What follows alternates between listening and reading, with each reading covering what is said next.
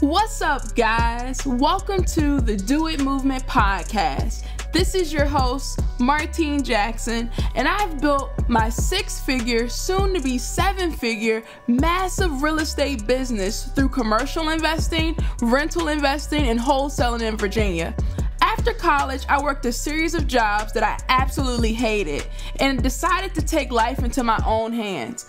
What my journey has shown me is one very important thing. Knowledge is not power. Applied knowledge is power. Each week, I bring you a powerful guest or tip to unravel the real estate game, and my challenge to you is that you take some of that knowledge and do something with it. The Do It Movement is here to help you create the life you desire through real estate. Now let's get to it.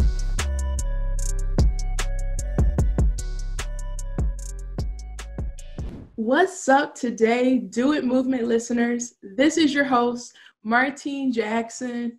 What's up today, guys? I know it's been a little minute. I've been moving, and just to be frank, I didn't really have much time to be recording podcasts. My full focus was trying to, move to my new place. So that's why the background looks different if you're looking at this on YouTube. But we're back. So today, I just want to have a conversation with you guys because it seems like the world is in panic right now because of this coronavirus.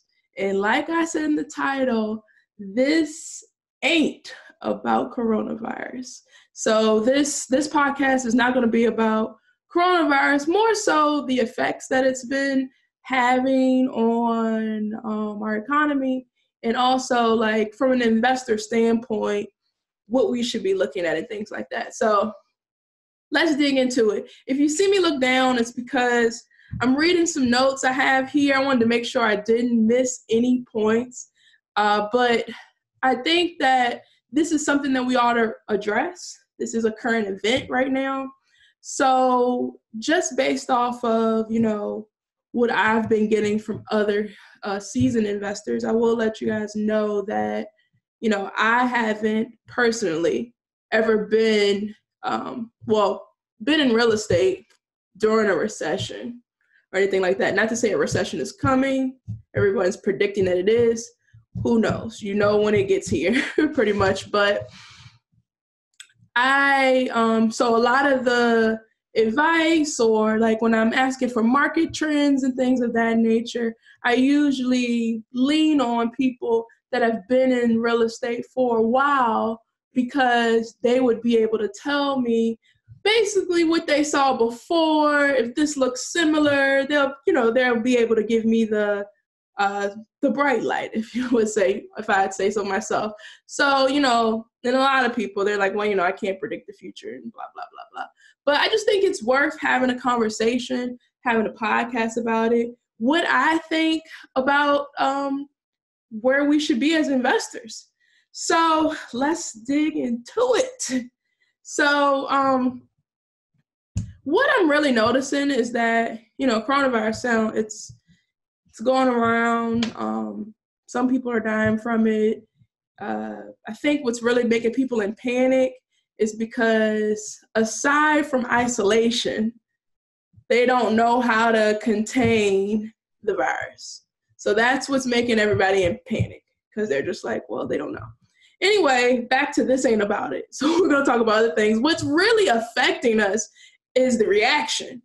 What's going on? All of these businesses closing, depending on how long these things will be closed, we could have multiple quarters of a deficit in our economy if you're living in the United States. And this is going on around the world, so it's affecting everyone. But here, I'm going to stress the U.S. because that's where I live.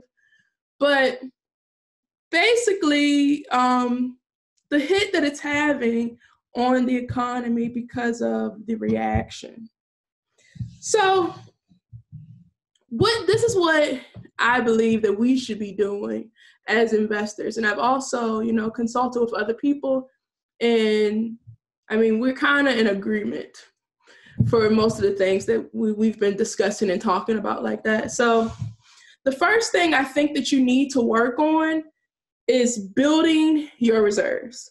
Now, if you've been in real estate for a while meaning that you've done a couple deals, you should already be building reserves, because depending on, your end goal, I don't know if you're a flipper or if you like to wholesale or if you're a landlord, whatever, your end goal is in real estate, especially if you're a landlord, you need to be building reserves. So let's go into that a little bit more.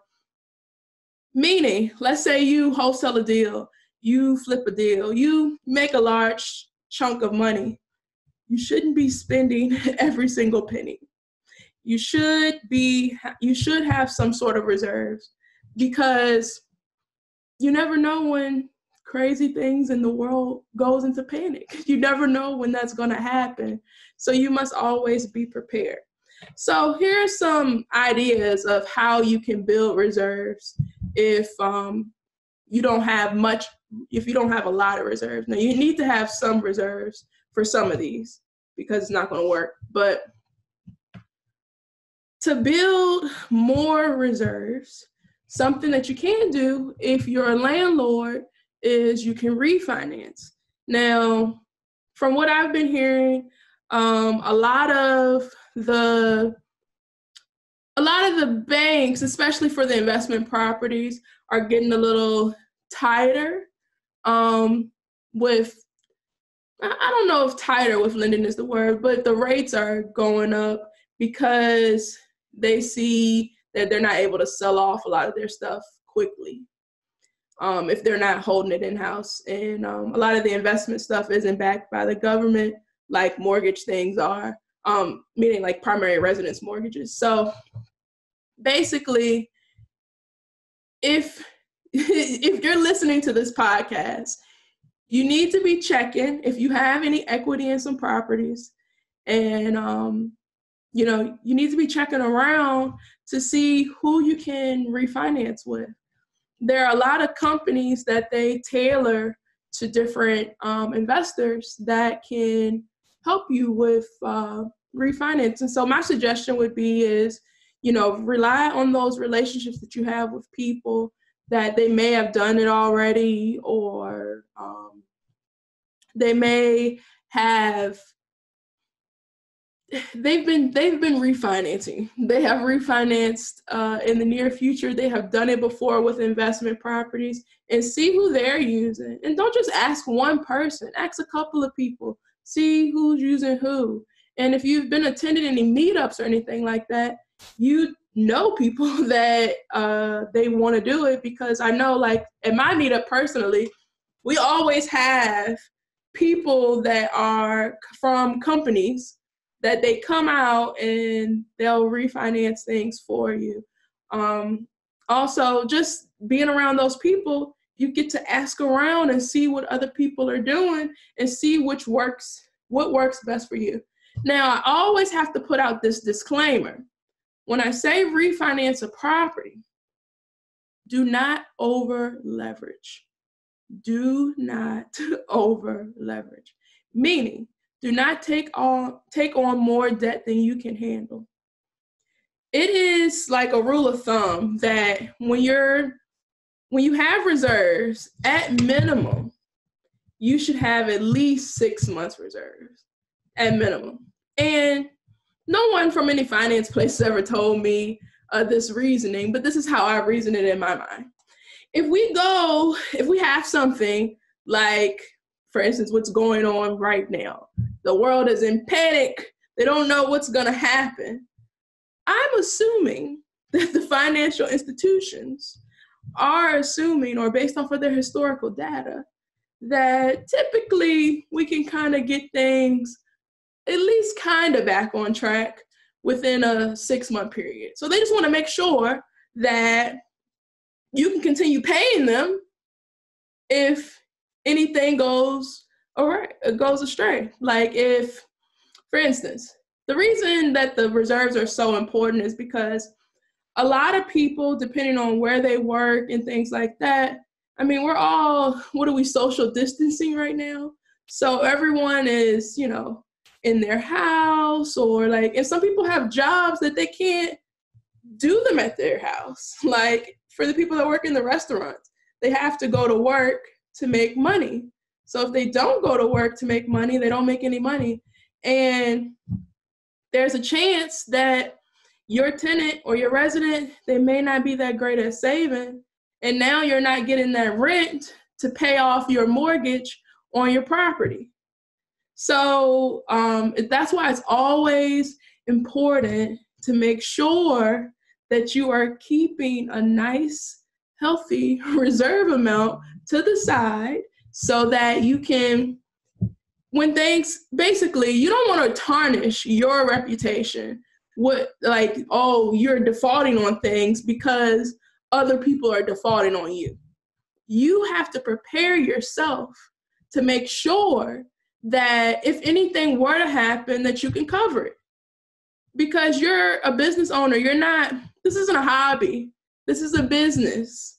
You want to stay in business, so you have to build good relationships, and you're really ruining a relationship if you stop paying somebody. Just going to tell you like it is. Either you're going to be ruining a relationship, you're going to be ruining your credit, you're going to be ruining something, okay? So just be mindful that it's very important that you have something set aside to build your reserves and, continually build your reserves.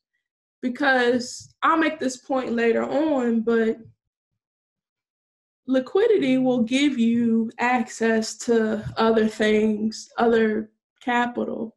So just make sure you're building your reserves, because it's just very, very important. And then at least 6 months of reserve. Like that's the bare minimum. Bare minimum is 6 months of all the expenses that you would incur to make sure that you can stay afloat. Okay? So now my second thing that I want to talk about is make sure at this time that you're building relationships. And it's so key because in any business, to be honest, it's all about relationships. It's all about who you know. It's all about how you can help each other. The quicker that you realize that, the more that you'll soar, just to be honest. Because you have something, especially if you're coming from the investor seat. If you're not coming, you're coming from the investor seat, you have a specific set of skills that not a lot of people have. And because of that skill set, you pair well with a lot of different people. I'll say like a rehabber, for instance. Let's say that you like to wholesale. I'll just go from the wholesale standpoint right now. Let's say you like to wholesale. You have a specific set of skills to be able to get properties at a very deep discount. That is very valuable. I don't want you to ever undermine how valuable that is to be able to get houses at a deep discount. Because to be honest, if you were like, when you're first starting this, you probably told somebody what you were doing. You're like, oh, nobody's going to sell their house at a discount. And you're like, ha, showed you. So just be mindful that you have a very set, very special skill set that pairs well with somebody that may just be good at rehabbing. They have access to capital. They're good at rehabbing, but they probably suck at finding deals.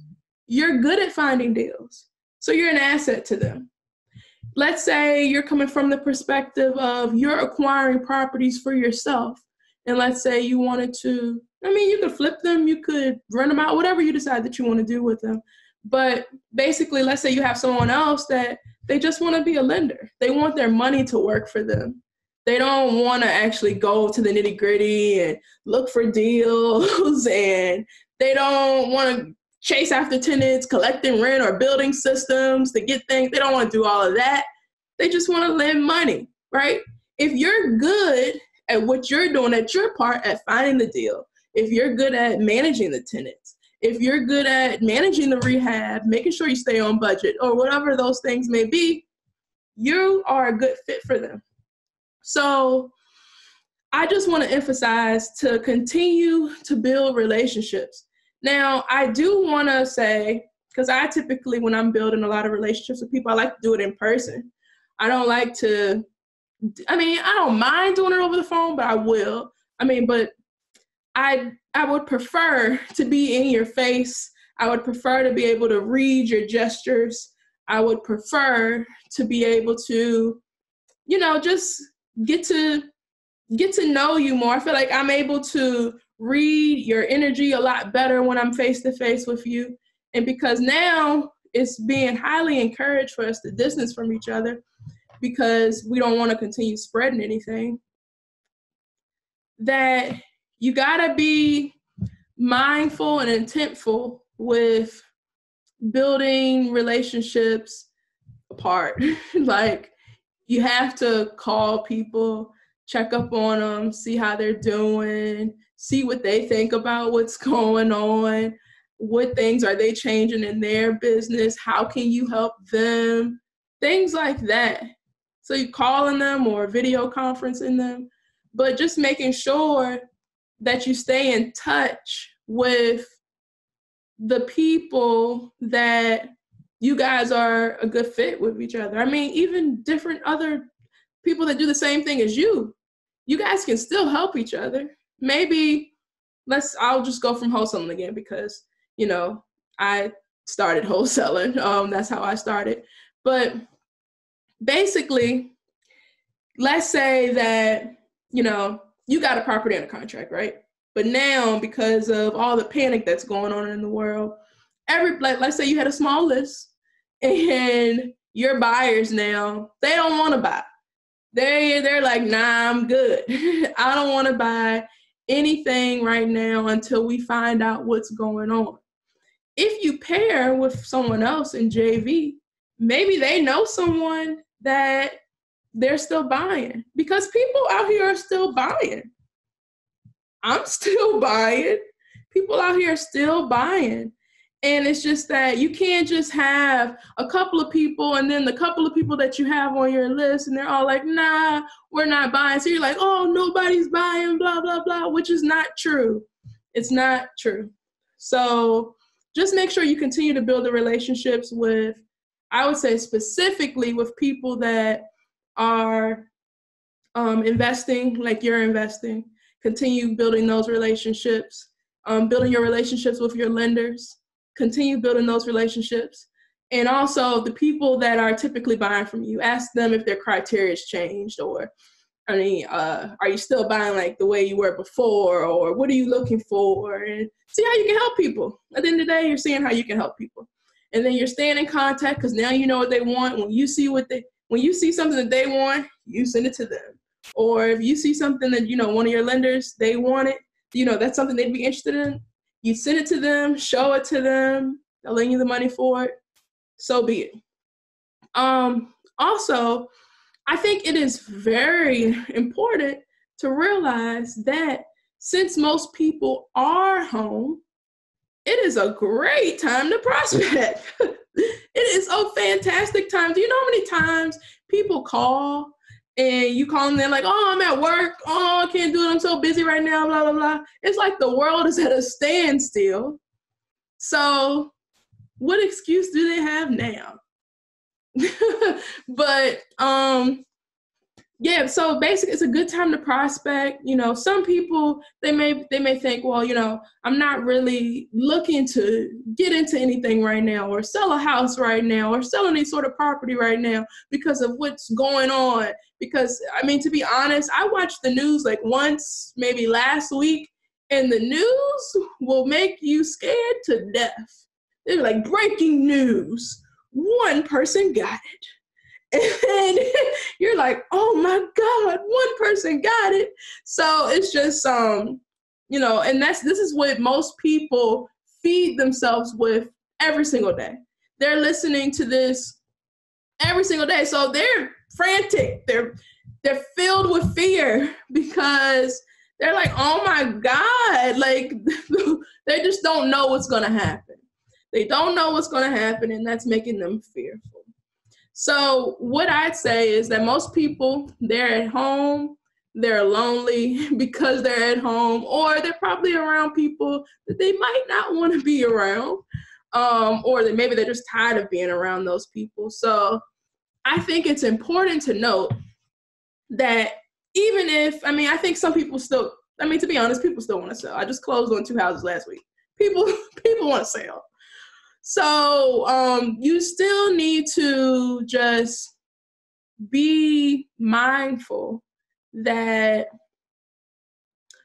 these people, like, even if they might be in a situation where they're thinking about selling, but they're kind of hesitant to take the time to do that right now, I think it would be a great time to just build relationships with those people, keep them on your follow-up list, just really get to know them. This is a prime opportunity to get people to like you, to be honest, because people do business with people that they like. So if you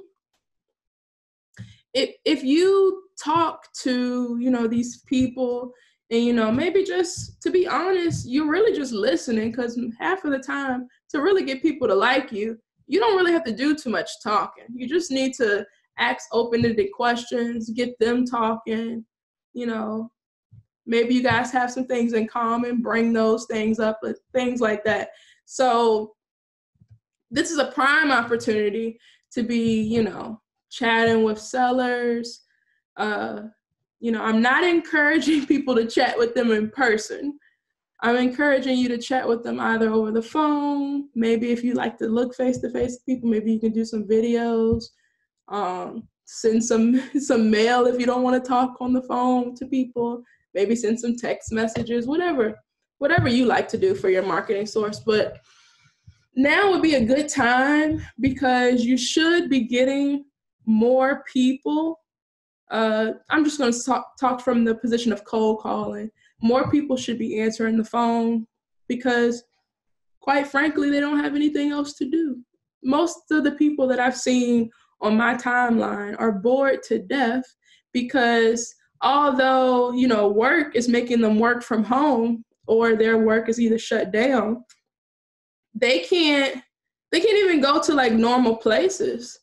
Like the gyms are closing and a lot of the restaurants are closing. And depending on what state you're in, some states are shut down. Like you can't leave. You need to stay in the house. So this is a prime opportunity for you to, introduce yourself to people, over the phone. Try to minimize contact, like physical contact, but introduce yourself to people. Let them know who you are. Let them know how you can help. Let them know that, if you refer someone to me, maybe we can throw in some incentive or whatever. But I think it's key right now to continue to build those relationships. So building relationships with your sellers, building relationships with other investors, whether that be just people that do the exact exit strategy as you, or people that they fix and flip, their landlords, whoever that may be. Continue building relationships with those people. Also with your lenders, continue building relationships with your lenders, because at this time, since everything is closing and since everything seems so uncertain, that we don't know what is going to happen. And when I say that, I don't say it in a negative tone, meaning that, the economy is going to collapse. I don't say it in that tone at all. What I'm saying is that you don't know what's going to happen. You want to make sure you have strong relationships, because you want to be able, if, like, let's say a recession is coming, right? Let's say that happens. Then you want to be able to pull the trigger if the real estate market goes down. You want to be able to pick up really good deals because things have gone down. So just make sure you continue to strengthen those relationships. And then also on back on that first point on building the reserves, I know I talked about refinance, but just continue your business as usual. Like if you had properties that you wanted to sell them. Like people are still buying. Interest rates they're creeping a little bit, but they're still pretty low. Interest rates are still pretty low. So it's an ideal time for some people to purchase. If you're wholesaling, keep wholesaling, man. Make sure that you're stacking your capital because you want to be prepared. You want to be safe. You don't want to be sorry. So just be smart about it and make sure that you're putting yourself in a position that no matter what happens, you're in a position to win. So also something that you ought to be thinking about doing is revamping any systems in your business, making sure that you're doing things as efficiently as possible. This morning, I was working on some different workflows for my business to make sure we were being as efficient as we could be. We were tweaking to see if we tweak this, it'll work better. So just always be improving. Like, I mean, you should be doing this all the time, but with this newfound free time that everyone has, just always be improving. Strengthen your systems that you're doing in your business. See where the holes are. See how you can make it better. Test it out. If it doesn't work, try something better. So just make sure that you're doubling down on things like that because you shouldn't be using this time for Netflix and chill. I mean, honestly, if you want to build a business, this is a prime opportunity to just strengthen relationships with people because everyone's slowing down because of everything that's going on right now. So I know I talked about, building reserves and making sure that you have enough stashed away that, if anything were to come, you still are prepared and you're being smart about what you're doing. And I really don't, a lot of people give the advice to tell people, if things go south or whatever like that, then you use the reserves to pay things off. I kind of look at it from a different point of view. I think you should use it if you have to absolutely use it, but I think that should be your last resort, in my opinion. In my opinion, the best thing about having reserves is to show that you're liquid. If you show that you're liquid, more people want to lend to you, people or businesses. They want to lend to you because they know if things go bad, you have a stash that you put away that you would still pay them. You won't default.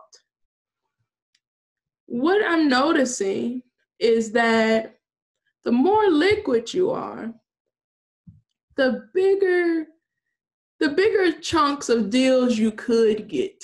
And I say could get because if you don't research it enough or if you don't study enough, you might leave some meat on the bone.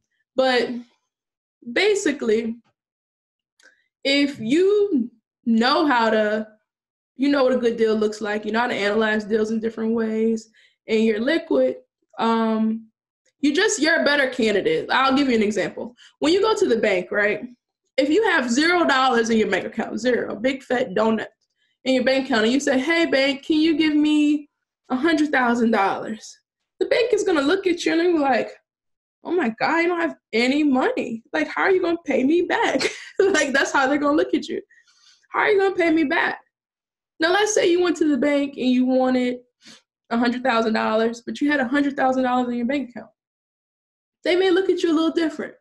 They may say, oh, well, we're giving them a loan, but that, if things hit the fan, it seems like this person has enough to cover it. And that's the point. Like, they like to, I'll just use banks in particular, they like to lend to people that don't need the money. Like, point blank period. If you don't need it, that's when you're an ideal candidate. When you come in there needy, they don't want to lend you no money. You seem too desperate. So just keep that in mind, that the more liquid you are, the more access to capital you can have if you know what you're doing, if you research it correctly. But the more access that you can have, that you can tap into, and just know that if you use leverage properly, you can really help build and scale yourself up relatively quickly if you know what you're doing. So just keep that in mind. The reserves aren't really meant for you to, go blow them or spend them on other things. It's really to show that, if things were to get bad, I am in a position where, I wouldn't default on you. So my last thing that I want to mention is helping people. This is a great time for people to be humans. There are people that this has really shook up their world. School is out for the rest, I think in Virginia, it's for the rest of the year now. People that were, expecting to graduate, they're not going to be able to graduate because of this thing. It's just, some people, they may have been working, steady job, doing great, and now they're all shook up because they either cut their hours or they don't need them right now at work. So it is it's a time for, I think that we as people, we need to come together. We need to see how we can help each other, and just, not allow what's going on to destroy us. I'll give you an example. So recently, we sent out a letter to all of our residents, and basically what the letter said was, hey, just want to know that you care, that you are staying, healthy, and, you're taking you're doing the best, precautionary things to make sure that you and your family stay healthy. We understand that during this time that, you may have gotten a hit financially because something may have happened at your job, or, they may have, cut back your hours, or things aren't going like they were before. What we did is we put in the letter and we verified the sources, and I would suggest that you Google who in your area can help. But basically what we did is we put a list of different charities that could possibly help anybody that was in need, meaning that they could help them with food, any utility issues, which utilities might not be a huge problem, because I saw that a lot of them, they were holding off on charging people, and they were, a water company was turning people's water back on, and they also, like Dominion, Virginia Power, I don't know where you guys are, but in Richmond, it's called Dominion Energy for the lights. They were saying that they were going to keep everyone's stuff on if they run into any financial hardship. So I feel like a lot of companies are doing their part in terms of that. But we also gave them a list of charities and organizations that may be able to help them with paying their rent, because just want to make sure that they don't get behind. Because typically rent is your biggest expense. So you just want to make sure that you don't create a big ball, like a snowball of debt, because you kind of pushed off some of your bills. So we gave them a list of resources they can use to reach out to. And I think it would be very helpful, and it shows that, we care. And then also, we still have been doing maintenance concerns. We haven't gotten a lot of maintenance concerns, but we've still been, taking care of things like that and just try to have minimal contact with people because we don't want to, spread anything. I don't think anybody has anything, but who knows? You can't see it, so who knows? So it just comes down to helping people. If it's things that you can do to help people, let's say that you have business tenants. If you have business tenants, a lot of them, they've been going through a lot of things, especially because they've been having to shut the doors and stuff like that. So I've heard of some landlords not charging them any late fees.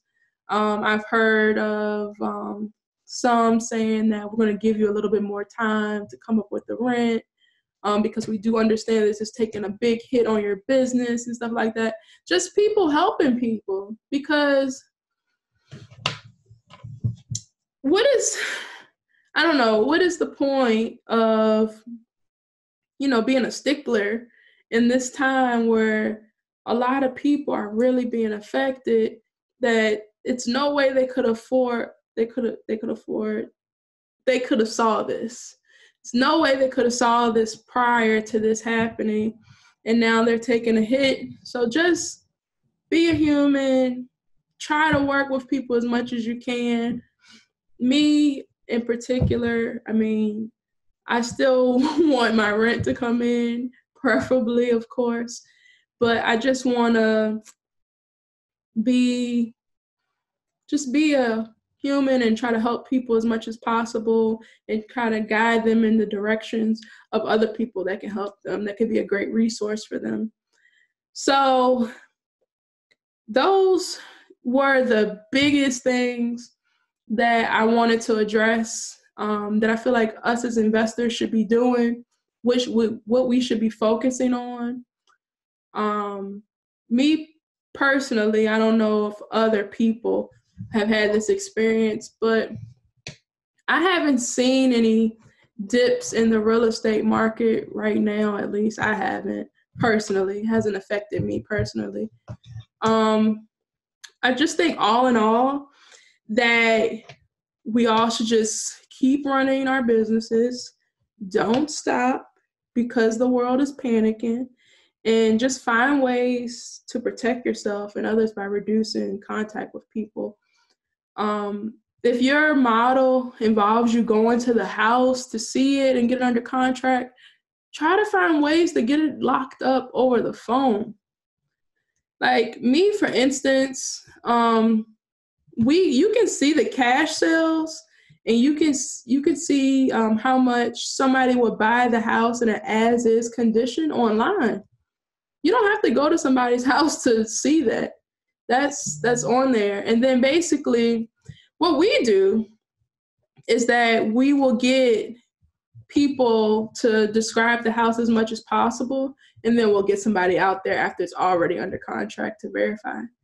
And in some instances, it doesn't, I'm not going to say that it doesn't always work, but sometimes it's better to, like, some people are just people. So it's weird for them to want to do that over the phone or just online and stuff like that. But, we just try to reassure people that, during this time, we still want to help you out. Right now, we're trying to limit contact with other individuals because trying to stop the spread of whatever is going on. But we still want to help you. We're still in business. We're still buying houses. And I just think that you need to let people know that, if you run into a situation where you need to sell fast, we can help you. We can help you and pretty much get you in a more comfortable position. So all in all I just want to say is just keep running your business, guys. Don't take this time to slow down. I feel like, in my opinion, you should be doubling down at this time. You should be really building out of all of the things that I said, building the relationships is the most important. The most. Of course, you having some capital is great too, because you don't want to see dips in your businesses and things like that. But the relationship piece of this is the biggest thing. Just make sure you're continuing to keep the relationships with the people that you know that you can help, that they can help you, making sure you're always trying to add value, give resources to people, not just, different investors, but just anybody that needs a resource in general. If you know the answer, give it to them. Because at the end of the day, we're all in this together. We need to start looking out for one another. I want to say thank you for tuning in to this episode. I hope it was very helpful for you. And until next time, Do It Movement listeners, see ya. Thanks, guys, for checking out the Do It Movement podcast this week. I hope we inspired you to make some power moves now. If you haven't already, make sure you follow us for more info on our guests and new episodes at Do It Movement Pod on Instagram and at DoItMovementPod.com. Make sure as you apply some of this knowledge, you tag us along the way by adding #DoItMovement so that we can recognize the change makers. See you next week.